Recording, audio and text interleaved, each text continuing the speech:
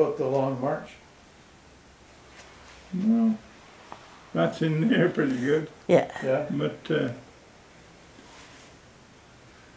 we could hear a rumble in the camp, and we heard it for a day or two, way up rumble, and then it got louder and it got louder, and then we got orders from the Germans to be 24 hours ready to take off.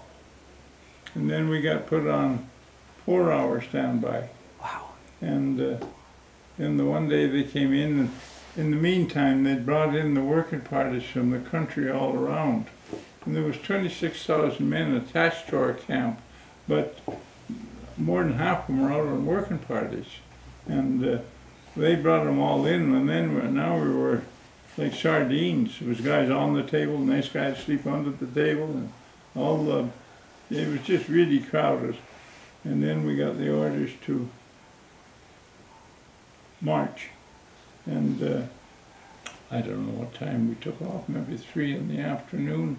And what they did was they assembled 1,500 people, marched them out, and away they went. Then they assembled another 1,500 people, and they went on a different route.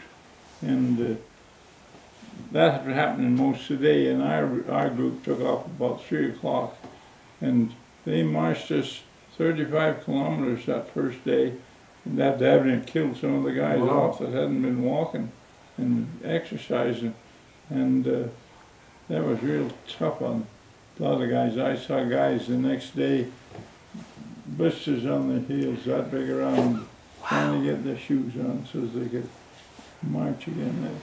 I was pretty good that way. Yeah. And then we got into a big snowstorm or blizzard, and I came from Western Canada, so I said to the fellas, there was 4 of us, decided we'll stick together and we'll share everything.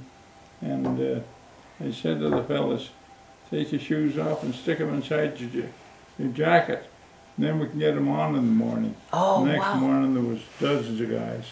Boots were frozen so hard. Yeah. They packed their boots and walked barefoot so they could get them thawed out inside the coat. And who were the other 4? Who were your 4 guys? Who were your group? Do you remember the names of your group?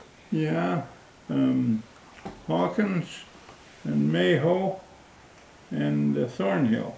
They were all English chaps. Oh, okay. But anyway, Hawkins had been filled pretty bad with shrapnel. Just before he bailed out, they got hit pretty hard, and he had shrapnel pieces in his back. And every once in a while in the camp, one would work loose, and he'd go through agony, and then he was fine. And we'd only been marching a few days, and one of these things started to move and fester, and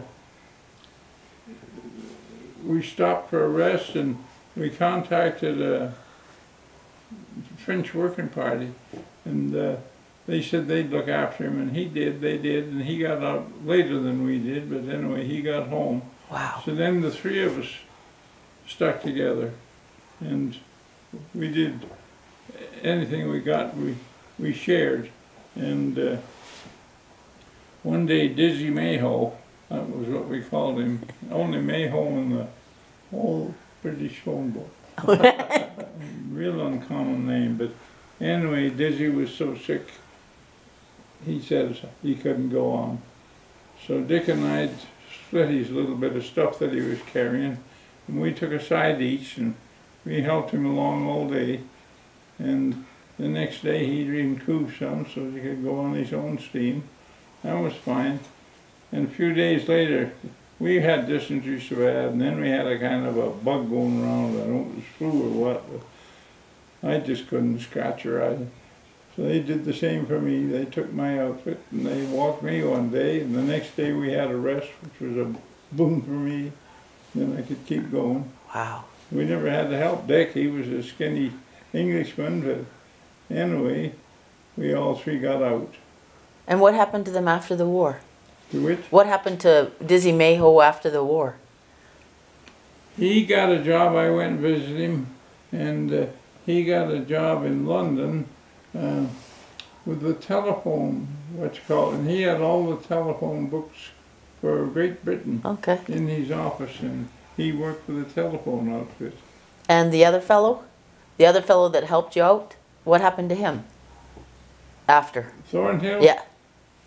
He got home, and I went up to see him, but I was in the hospital for quite a bit when I got home from Germany. Yeah. And by the time I got up to his place, he was back had to report back to the Air Force. Oh, wow. And they were going to see, we were still on call to go to Japan. But then that fell through when the atomic bomb came through. Then they released us of all those responsibilities. We got our discharges. And I tried and tried to get hold of Thornhill, and somebody said, well, he stayed in the Air Force, and Dizzy couldn't find him. I went to visit Dizzy, and we couldn't get him on that big phone thing. Okay.